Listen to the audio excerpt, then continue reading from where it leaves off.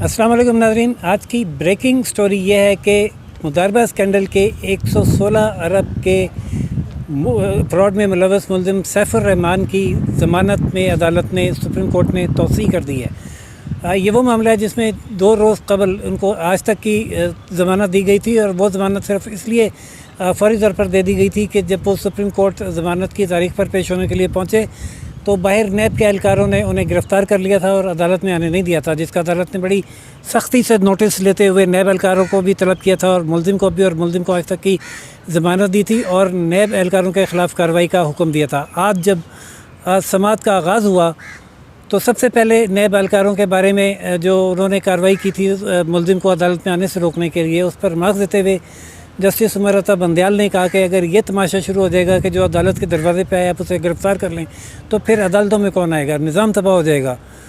अब rule of law के लिए ज़रूरी है कि जो अदालत की प्रोटेक्शन लेने के लिए आ रहा है, चाहे वो मासूम है या गलती पर है मुल्ज़िम है, उसको अदालत के अंदर आने दिया जाए। अदालत मामला देख के जो भी हुक्म देगी उसको उस हुक्म को तस्लीम करना हाईएस्ट एग्जीक्यूटिव का भी फ़र्ज़ है। इन बार्स के साथ जो माफ़ी की गैर मशरूत माफ़ी मांगी है एहलकारों ने और ये तस्लीम किया कि उनसे गलती हुई है, उनकी माफ़ी मुस्तरद कर दी गई और उनके ख़िलाफ़ कानूनी कार्रवाई ज़ाब्ते की कार्रवाई का हुक्म दिया गया। हमारे साथ मौजूद हैं साकिब अब्बासी साहब। हम ये जानते हैं कि अब्बासी साहब ये बताएं कि मुल्ज़िम पर इल्ज़ाम ये है कि उसने 116 अरब रुपए का 4 लाख लोगों के साथ गबन किया हुआ है और उनकी रकम खा गया है। कोर्ट ये रिमार्क्स दे रही है कि इसने सोसाइटी को डिस्टर्ब नहीं किया, अभी वाइट कॉलर क्राइम था, आपको इस तरह गिरफ़्तार नहीं करना चाहिए था। तो फिर ऐसी सूरत हाल में अदारे काम कैसे करेंगे? देखें, ये बड़ा एक अहम केस है और सैफुर रहमान जो कि एक मुल्क के इस वक्त बहुत बड़े बिजनेसमैन कहलाते हैं, और ये जो केस जब सुप्रीम कोर्ट आया तो क्योंकि जैसा कि आपने शुरू में ज़िक्र किया कि ये 2 मामले अलग से शुरू, उनकी गिरफ़्तारी के ऊपर जो है एक तौहीन अदालत का जो नोटिस भी सुप्रीम कोर्ट ने लिया है उसके ऊपर भी आज कार्रवाई हुई।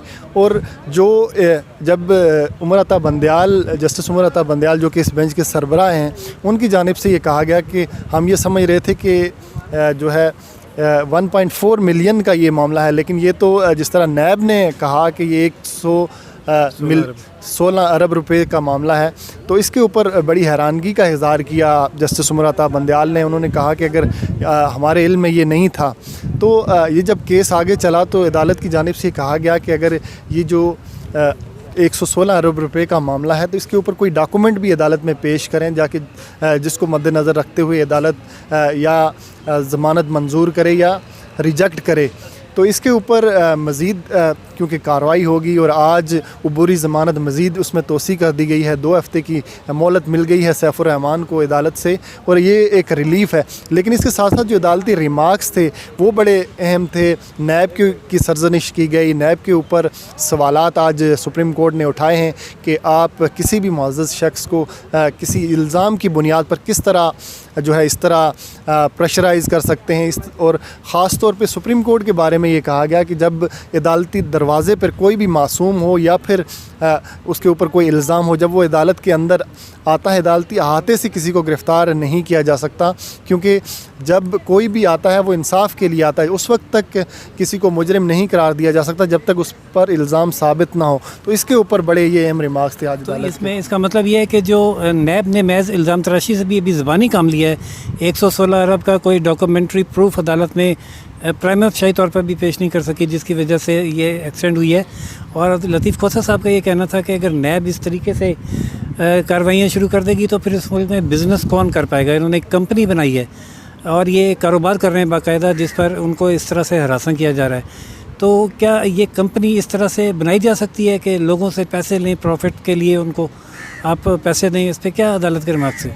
बिल्कुल, देखें, ये बड़े अहम सवालात हैं अदालत के अंदर। ये तमाम इन चीज़ों के ऊपर बहस क्योंकि होनी है आज, क्योंकि मुख्तसर इस मामले के ऊपर ये बहस हुई है और अदालत ने ये तमाम चीज़ें ज़ाहिर मांगी हैं कि आप बताएं कि कंपनी कैसे बनाई गई, क्या बग़ैर किसी रूल के कंपनी बनाई जा सकती है, और इतनी बड़ी रकम जो इल्ज़ाम है नैब का, जो नैब रेफरेंस बनाया गया है सैफुर रहमान, क्या इतनी लाकानूनियत है कि कोई भी कंपनी बनाकर इतने बड़ी रकम इकट्ठी कर सकता है? तो ये अदालत के लिए भी बड़ी हैरानकुन बात थी। और जब ये मामला अब क्योंकि अदालत के सामने डॉक्यूमेंट पेश किए जाएंगे, 2 हफ्ते के लिए समाअत मुलतवी की गई है, तो अब نیب کو وہ تمام ریکارڈ جو ہے عدالت کے سامنے پیش کرنا پڑے گا. جو الزامات 116 ارب روپے کے سیف الرحمان کے اوپر ہیں اس کا ایویڈنس ثبوت جو ہے وہ عدالت کے سامنے پیش کرنا پڑے گا.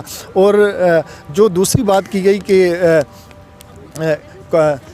کیا کسی کو نوٹس جاری کر کے اس کو ہراساں کیا جاتا ہے یا اس کو گرفتار کر لیا جاتا ہے, تو یہ بھی ایک بہت بڑا عدالت کے سامنے معاملہ تھا. بڑی اہم بات تھی جو جسٹس مظہر عالم میاں خیل نے کی کہ آپ کال آف نوٹس پہ بلاتے ہیں جو ایویڈنس اکٹھی کرنے کے لیے ہوتا ہے اور ملزم کو بٹھا لیتے ہیں. اگر آپ لوگوں کے ساتھ ایسا رویہ رکھیں گے تو پھر آپ کے ساتھ کون تعاون کرے گا.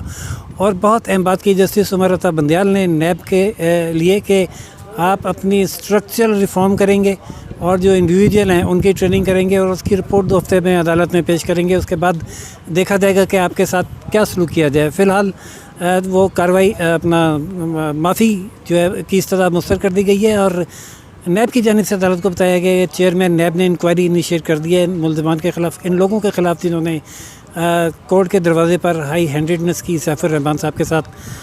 اس کی رپورٹ بھی عدالت میں آئے گی اور اس کے بعد نیب اہلکاروں کی قسمت کا فیصلہ اگلی تاریخ پہ کیا جائے گا اور سیف الرحمان کا بھی کہ کیا ان کو مزید بیل دی جائے. اگر وہ تعاون نہیں کرتے تو ان کی بیل منسوخ بھی ہو جائے گی, لیکن اگر وہ تعاون جاری رکھتے ہیں تو اس میں توسیع کا بھی امکان ہے.